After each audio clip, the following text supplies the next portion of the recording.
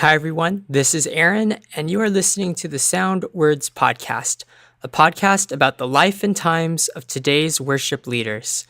Today's guest is Ryan Wong, and we're going to talk about coffee, college, and discipleship. Thanks for listening. Ryan, how have you been spending your summer? Oh man, it's been crazy. It's been a whirlwind. Um, if I look back to June when summer really actually started, um, I think with all the just kind of family things going on, with all the family changes, um, it definitely feels like this year has gone by um, in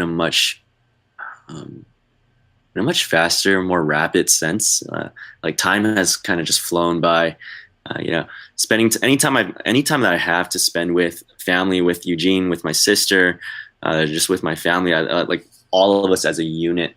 Um, that's always been something that's really special. And I think during this past summer, we had an opportunity to go to Canada for a little bit to visit my cousins there, and that was the first time we've had a family trip in a while together as a unit. And so I had a lot of fun with that one. I think just going to Canada, it's been almost 10 years since I've gone back, and going there this time on my own and really, or not on my own, but with family and just doing a lot of things out there that back, 10 years ago, I would never have been able to do on my own.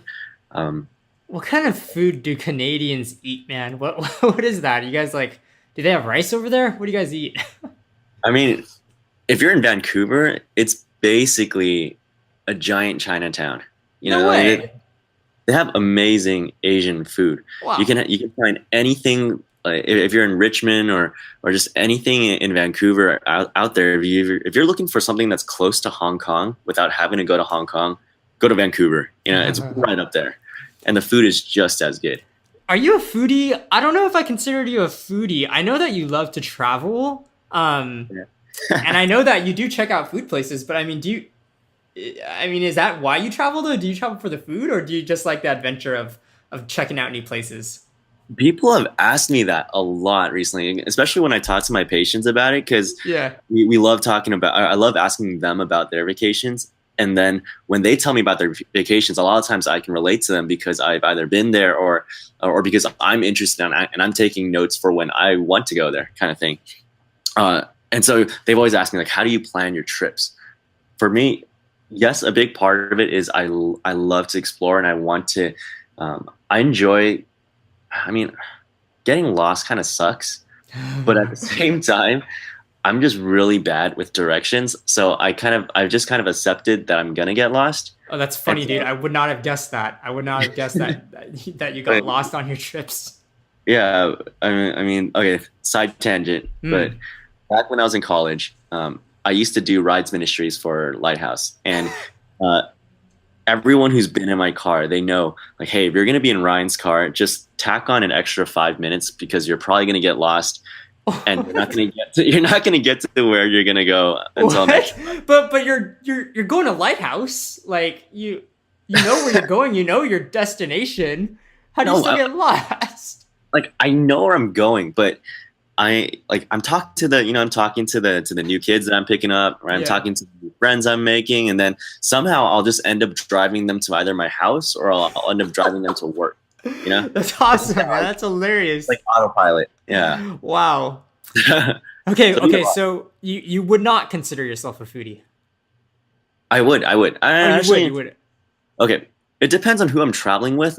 A Mm. lot of times I'll plan out my trips around um, either one coffee shops, right? I love finding really good coffee roasters. You're a Yeah, not just coffee coffee snob, shops, yeah. like coffee roasters, because these guys are the ones where, um, I mean, I don't drink coffee as much as most people think I do, right? Dude, but you're It the sounds one. like I drink a lot of coffee. Yeah, I don't. you bring your gear to retreat to brew Yeah, your coffee, man. What do you mean? I think I enjoy serving the coffee more than I enjoy drinking it, which is weird. But I hear you I on actually that. I like serving it more than I like drinking it because I can't drink that much of it anyways. But it makes me really happy to be able to just kind of help contribute to that community where Mm. people can gather around, share, and just have a place to talk.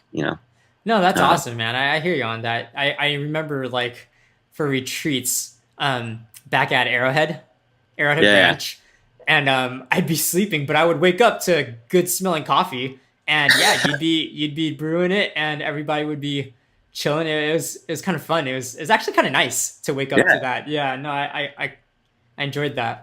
right. Yeah, it was like a little like it was a little refuge for us in the morning, away from all the kids, Oh, for where sure, we dude. could Yeah. do devos and yeah, enjoy our time together. It was a blast. If you look for coffee roasters, those are gonna take you to the boonies. It's gonna take you to the neighborhoods that you would have never thought to visit. You're Mm. gonna get lost into alleyways looking for these places because they're not gonna be your average Starbucks, where it's right on the corner of the street. No, you're gonna have to go into the neighborhoods, go into the local areas, and get to know the people there, right? And so, I think if you ask me, like, what do I look for when I travel, it's definitely experiences with locals. So coffee roasters, I do look for those. Mm. Another big thing for me is I like to look for music venues.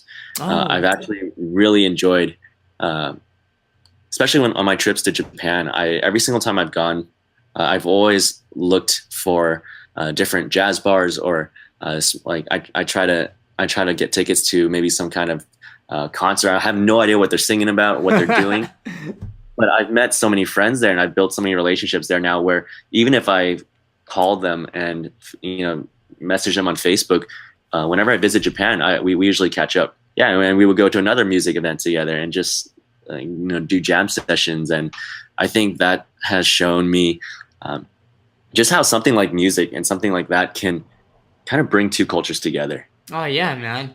Yeah.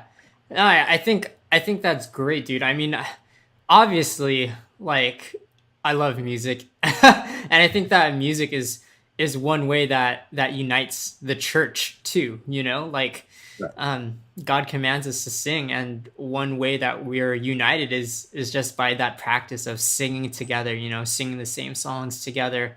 Um, Hmm. just kind of vibing on the same music throughout the week. That's what community is about, man. You're doing a lot at church these days. I know that you're helping out in children's worship. What else are you Mm. doing these days, man? In transit? Yeah, I'm doing. Well, if we're talking about music, then yeah, definitely children's worship. Also do in transit. Hmm. Also do adult service, Oh, right, English, right, right. Yeah, yeah, yeah. right? And every now and then, also do a little bit of like youth ministry music. So with Right, Unicoi, right, right, um, right. and I thought, yeah, that's actually been a lot of fun. Uh, yeah, I think that one has. Um, it's been Yeah, I think that's definitely something that I underestimated. At first, when I thought about Unicoi music, Mm. I think back to Free Throw Your Run, and I'm just thinking back when I was in Unicoi, like how we as students basically ran the whole under you. Mm. You'd be our ringleader, and then we'd have the rest of us. And I wasn't in 330 or run, but I just remember, all my friends were kind of part of that. I actually had a oh man, I guess this is gonna be recorded, but I actually had a challenge for you the other day from me and Ray. Ray, Really? we were meeting up to talk about the book Worship Matters from Yeah, Coffee. yeah. And one of the things that we ended up kind of talking about was the Holy Spirit. Mm. Hmm. All right. Like, what is the Holy Spirit? Who is the whole? I mean, of course, we know who is the Holy Spirit, um, but how do we exactly teach the Holy Spirit, and how do we really explain the Holy Spirit? Mm. And Mm. so we kept thinking, and we're like, man, there aren't that many songs that are on the Holy Spirit. Mm. Songs Mm. that strictly talk about the Holy Spirit without Yeah. mentioning either God the Father or God the Son. Yeah, yeah. So we were saying, uh, oh, we should challenge Aaron to write Sovereign Spirit. Sorry. Write a song called Sovereign Spirit Hey, man. without using the words Jesus and the Son or the Father or any of those other terms. That's But awesome, man. Hey, okay. focusing on the Spirit. Hey, man. I think you and I should do that challenge together, man. I think that'd be a fun thing for you and me to work together with. Yeah, I'm down for that. All right, man. No, that's awesome, dude. Yeah. I So, don't know how I started this, but you're yeah. no, yeah, you're currently going through that book with Ray right now. Is that what you're doing? Yeah. Yeah. We're going through Worship Matters right now. Okay. Um, just as he's kind of teaching me a little bit more about, uh, what it means to have the heart, like to have like to have the heart of a not necessarily just a worship leader, but yeah, I guess yeah, to have the heart of a worship leader and a song leader. And so I've really enjoyed that book. I think I've learned so much from Bob Coughlin from the time that I met him at T4G to just even reading through his book now. There's just so much to learn from him. The book is great.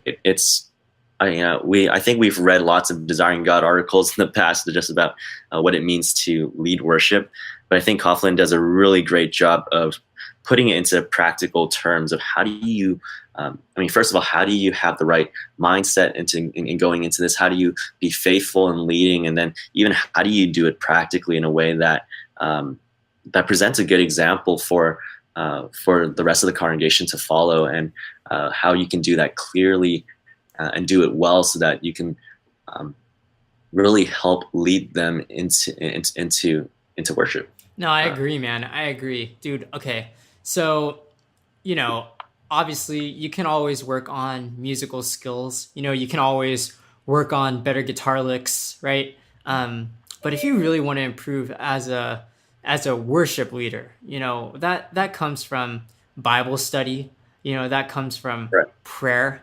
That comes from thinking deep thoughts about God and the church, and just what type of worship is acceptable. So theology is really important in the life of the worship leader. And one thing I appreciate about you is that you're very kind of you're a pretty theological guy, man. I know that you read and stuff. Have you always been this interested in the theological aspect of worship leading? I mean, ever since I was in high school, I really loved the theology of music. I didn't like at that point. I did not know how to play guitar. I did not know how to play guitar. I didn't really learn until I kind of start fooling around with it in college. But I loved music. I remember. Yeah, because I didn't remember you being playing guitar when you were in high school. Yeah, I had a guitar. I mean, I could play like your normal average 4 chords, but Yeah. I didn't have the passion to play yet. And I think I loved music. I remember Sam Tran. Do you remember Samuel Tran? Yeah. Yeah, Sam Tran, John Young. Like these guys were some of my of the biggest influences in my own kind of music choices. Wow, Right? I never would have guessed that.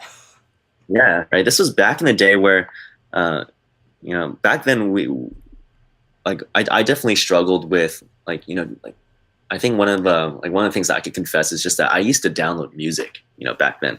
Back in high school, I used to download music. Yeah. At least this was something that I struggled with, and so I remember Sam Tran and John Young would, Sam Tran especially helped me out with this, where he's like, all right, let's do this together. Instead of downloading music, right? How about once a week, every Sunday, like we'll just send each other a song, right? Like a song that we bought. Okay. We'll send each other a song and just and like this is something that we've bought and we just want to share it with each other. Like, hey, I really like this song, and so Yeah. that's how I start listening to more and more music and start to see the theology behind it. And we would talk like every time we sent a song to each other, we'd write a little blurb about like why did I like the song, kind of thing. Dude, I like that idea. That's really fun, man. Yeah, and it got me off of the whole like in the past I would just I need new music to listen to, so let me just download something, kind of thing. Yeah. Right now I'm like, okay, I know if I wait for a week, Sam's gonna send me something good to listen to. Right? It started off like that, and eventually we both kind of built up a library, and I think that's how I developed my musical taste in a way. Right? Yeah. It forced me to listen to more music. It forced me to think about the lyrics, and it forced me to really appreciate. I mean, doesn't I think that's not forcing, but I learned to appreciate just different genres, different styles of music, and just really pay more attention to the content rather than just the musicality of it. How did you start like leading How did I music? start Because reading? you said Okay, you picked up guitar in college. yeah. Okay. Um, I I picked up my guitar like way back, sometime in like early high school. I took a couple lessons, Hmm. but the first time I actually really started leading uh, was like small events in college. I never led for Lighthouse because those guys were super talented. Mm. Um, but I remember um, one of the guys that I asked to disciple me. His name was Peter Park, and he was one of the worship leaders at Lighthouse. Okay. And I specifically asked him to disciple me because um, I really wanted him to teach me more about what it meant to lead music. I've always had a desire to do that. I knew I wasn't that I didn't really have the skill set yet, but I wanted to learn and I wanted to get better at that. And so he was the first one who kind of started showing me around and teaching me things and just patiently teaching me how to do that. And eventually, every now and then, whenever we would have small events whether it be just gatherings or hangouts or something, and they needed somebody to play music, I could step in and do that. Oh. And but even then, I think in Lighthouse, I didn't have too many opportunities to serve. People there are just super talented. I have so much respect for them, and just the amount of work and effort they put into their art. You could tell that they practice and take it really seriously. So I would say that the first time I actually formally led music was when I came back to FCBC Walnut, and when I was serving in Gap. Yeah, when I was serving in Gap, it used to be just me and Kevin. We were the only two guys there who were our generation. There were still a lot of aunties and uncles serving in Gap at that point, but it was just me and Kevin. And yeah, I think from then on, anytime Gap had a need for music, whether it be in sleepovers or small groups or just hangouts, I would try leading. Mm. It was kind of rough at first. It wasn't really the most polished, but it was a good learning opportunity. And I think in the end, what mattered was that I would be able to lead faithfully and to really just be an example to the younger ones, and also just to lead them in worship. So hopefully I was able to do that. I know it wasn't the best, but I think that was definitely how God was able to shape that time of my life to really teach me how to be a better, or how to even get started in worship leading. Yeah, of course, man. Yeah, no, I mean, we all have to start somewhere, and FCBC Walnut's a good place to start. Yeah, Dude, yeah. I'm glad. I'm glad that you started leading in Gap, and I'm glad that you lead with me now in a bunch of places, man. Um, you've been helping me out in children's worship a lot, man, and I actually paired you up with Vincent this past week because I kind of wanted you to teach him, to train him up a little bit. How did that Mhm. go? I really enjoyed it. It was a lot of fun. I think I've played with Vincent before. Hmm. We've served in Uncle Victor's team together Right in the on. Yeah, past. right on. Yeah. I think even I don't know if we've served in Unicorn together, but we've seen each other serve too. Hmm. So actually, just this time, it was usually my team. My team is Gabe, Sharon, and Lydia, and myself. Right. But this time around, I just had me and Vincent, and it it was, oh man, it was a good experience. Just kind of taking him through step by step. I actually asked to meet up with him one of the days in the week before that children's worship day. Perfect. Nice. So yeah, we met on like a Wednesday or Thursday, and he just came over to my house. We took out our guitars, and Uh, we spent a good 2 hours together. Actually, like the Oh, first nice. hour was just yeah, the first hour was just talking about children's worship, kind of getting to know his heart for children's worship, why he wanted to serve, uh, and just being encouraged by each other's testimonies of how God was using each of us to do music ministry. And so hearing his heart for that was really encouraging to me, kind of understanding where he's coming from. Uh, and I think those teaching opportunities and even learning opportunities for myself, as we went through the music, as we went through the reasons why we serve, even how we serve, the example that we should be leading by. I think those were incredibly um, incredibly encouraging and edifying to my soul. Yeah. Yeah. Shoot, Yeah, I'm getting encouraged just by hearing you say that happened. it Thank was you. well. Thanks for doing that, Yeah, man. Thanks for taking him like that, man. That's great, dude. That's amazing. yeah, yeah. So yeah, we spent a good amount of time together. We talked through everything, including song choices, Mm, uh, my own personal song choices, and why I have like each of my songs in a particular order. yeah. Just going through lyrics together to figure out how do we use them as teaching tools to help instruct the younger ones. Um, and so yeah, I would like to do that even more often, because I think it's often that I pick some songs, but I don't really take the time to dissect them and really uh, and really learn how to teach through the song. Even though as music leaders and as song leaders, uh, we have such a great opportunity to be teaching. Yeah, of course, man. Getting up there and playing songs, that's easy, right? But getting up there and leading the songs, that's a little bit more challenging. And yeah, it takes it means that you got to know the lyrics that you're singing, you got to know the theology behind the lyrics that you're singing, you got, and sometimes you really have to feel it, in order to communicate those truths. So that's really Yeah. good that you're able to do that, man. Well, Vince is going to, eventually lead on his own. Mhm. That's we do need more help in children's worship, but yeah, man, I'm sure we can find ways to pair you guys up together again, and you guys can always meet up offline too, man. That's great. Yeah. But you're also meeting up with Ray these days. How's that going?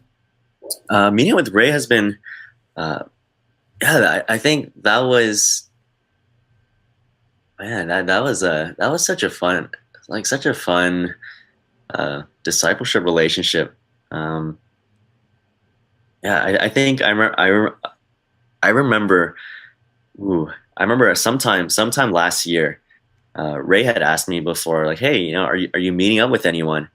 And back then, I told him like, "Yeah, I'm meeting up with Hanley right now," Hmm. and and he was like, "Oh, okay," like, I want to meet up with you, and then I thought, and I was like, "Oh yeah, I'm ready to meet up with Hanley," but then later on, like, it's always kind of stuck in my mind, like, you know, I would love to have somebody teach me, because if I'm honest, like there are a lot of things I don't know, and Ray's been around for much longer. He's got so much more knowledge, and he studied it a lot. Studied just the theology of worship and of praise way longer than I have, and so I wanted to tap into that resource.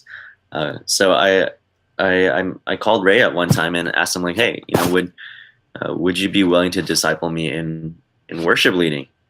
Uh, and yeah, and he was a little bit surprised at first, but I think it's been such a great relationship, such a great friendship and brotherhood there. Um, we so kind of like what our meetups look like is we would alternate. One meetup will maybe talk about either our lives, things we're struggling with, or even the book that we're going through, which is Worship Matters by Right, Coughlin. right. Or on other days, off days, we'll actually bring our instruments and go through music together. Maybe go through even different techniques that we could work on in worship leading. And that's something that I've never done before and that I had no idea how to do. Right. Like I've always known, okay, give me some sheet music, give me the chords, and I'll play you a song, kind of thing. But how do I actually, uh, take it down to the fine details of worship, of leading worship, and not just leading and playing a song, right? How do we really engage the hearts of those that we are seeking to shepherd? And so I think that has been really, really helpful for me. All right, because a lot of times you don't think about those things. You don't think about those things when you're playing music, but he really forces me to think about, how do I even engage my team? How do I talk to them? How do I give instructions that are clear? How do I even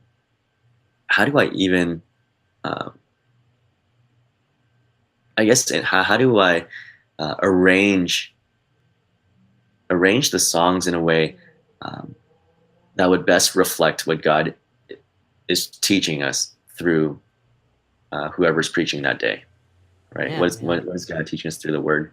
We're not just picking songs that are easy to sing, easy to play, but songs that God would be honored and glorified by. Yeah. Dude, well, man, I think this is great. I think that it's awesome that you're getting discipled by somebody, and then you're also, basically discipling, training up somebody else, man. That's the pattern. And I thank you for sharing that with me. And hopefully when we publish this, then other people can see that as an example, and hopefully be inspired too, man. That's really good. And I am glad to have you on board, leading together with you in all the different ministries, man. Thanks for being a part of this, and thanks for doing this podcast. Thank you. Thanks for having me. Yeah, man. Last question. What are you currently listening to these days? What am I currently listening to? Yeah, it could be worship music. It could be on the radio. It could be on, whatever Spotify playlist you're listening to. Oh man, if let's see. I listen to a ton of stuff. So anyone who knows me knows that I listen to any and every genre of music that's not heavy metal. That's the only thing that I can't listen to. I'm gonna give you some heavy metal tracks later, man. Some screamo. I've tried. So for praise music, I guess I'll just take one genre. But for praise music, I've always there's just so many good ones. I have a whole playlist on Spotify that's dedicated to Reformed rap. Okay. Or like Lecrae? Right. No. I mean, okay, Lecrae's in there, but there's better stuff than Lecrae. Oh, okay. Right? Oh, yeah. I know nothing. You're gonna have to educate me. Right. There's like Jackie Hill Perry. Okay. Her theology is super solid. You'll find her on a lot of Piper's podcasts, or even on Desiring God. Jackie Hill Perry is really good. You've got Shylin. Shylin's really solid. And of course there's always Trip Lee. But there's this new wave of just Christian Reformed rappers who are unashamed to really just preach the word through almost like spoken word, put to a melody and put to a rhythm. And I think that's something that I've really enjoyed. I don't listen to it every day, but that's definitely one of my playlists that I love having. And it is considered praise. It's not something we would ever sing in corporate worship, but it's definitely like personal worship in their own lives. Yeah, man. No, that sounds awesome. Send me that link, and then I'll put it in the show notes. How about that? Okay. Thanks, Ryan. Thanks for doing this podcast, man. We should do it again sometime. I think this turned out really well. Yeah, thank you. Thanks, Ryan, for being my guest on the show, and thank you, everyone, for listening. Please send me your feedback or questions for follow-up. You can even send me any questions specifically for Ryan to follow up on, and I'll be sure to get to them in the next few episodes. In the show notes, you'll find links to our podcast archive, and don't forget to subscribe to us on YouTube, Spotify, or your favorite podcast player. My website is musicgoon.com.